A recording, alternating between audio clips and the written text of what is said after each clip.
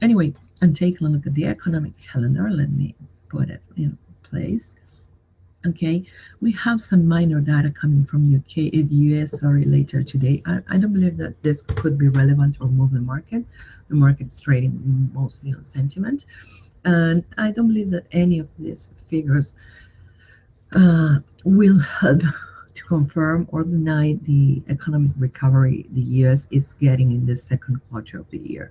Things will get a bit more interesting during the upcoming Asian session because we have a lot of data coming from China. Chinese trade balance has been pretty relevant lately because it's telling us how the country is doing, right?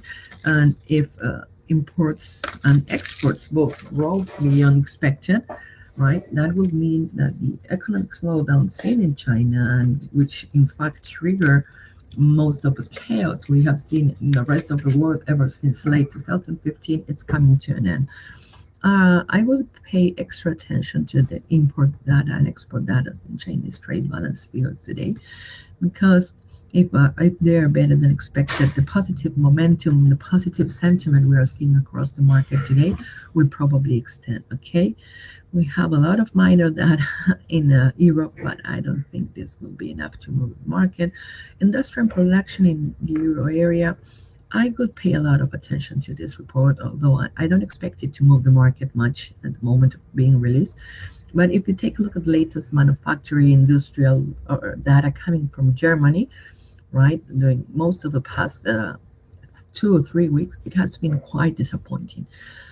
That means that the euro area is in trouble. So whatever happens, that's take a look at what happened today with the euro. Everything's rallying, but the euro is stuck around 111, and it can't find demand, can't see demand. That's because things are not going okay in the euro area, right? And if this reports those linked to industrial production came out negative, that will be a farther weight on euro's shoulder and probably no more chances of a real recovery in there, despite whatever happens to the greenback. Okay, Bank of Canada is having also his economic policy meeting, right, tomorrow. I would say that no change is expected. In fact, the central bank has been surprising the market by being more hawkish than expected, right? But the cat is now weak, and I don't see the need for them to be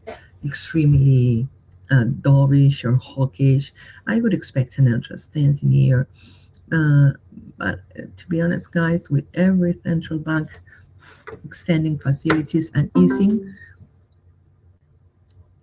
and the other thing is, give me a second, sorry.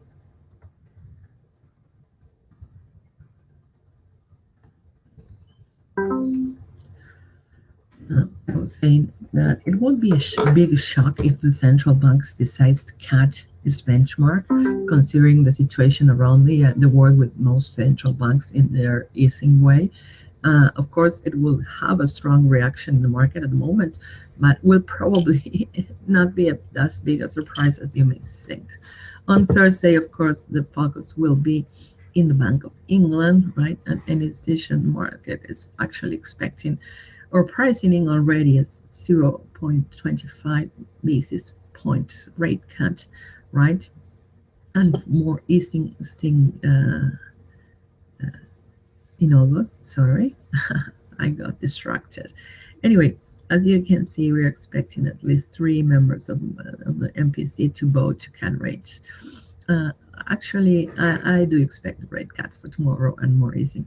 The Bank of England seems to be the only official organism having a plan in the UK. The government had not a plan for Brexit, but the Bank of England did. So I would expect some action, a pretty strong one.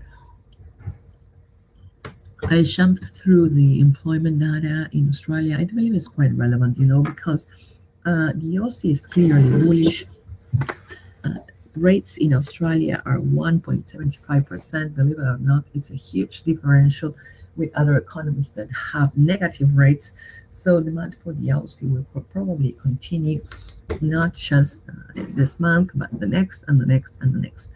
Any positive figure in here should help the pair extend its gain, and any negative number will probably trigger a slump and represent an opportunity to buy Aussie dollar.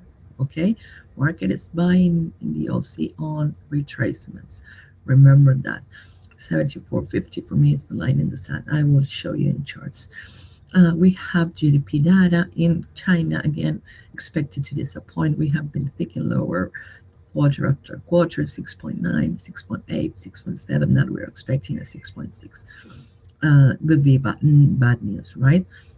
If we have something above 6.7, it will be outstandingly positive news, and risk appetite will probably soar after that.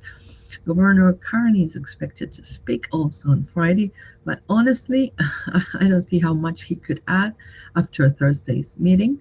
Okay, and in the US, retail sales and inflation will take center stage again, not for the immediate reaction, but as a measure of the US economic health. Okay,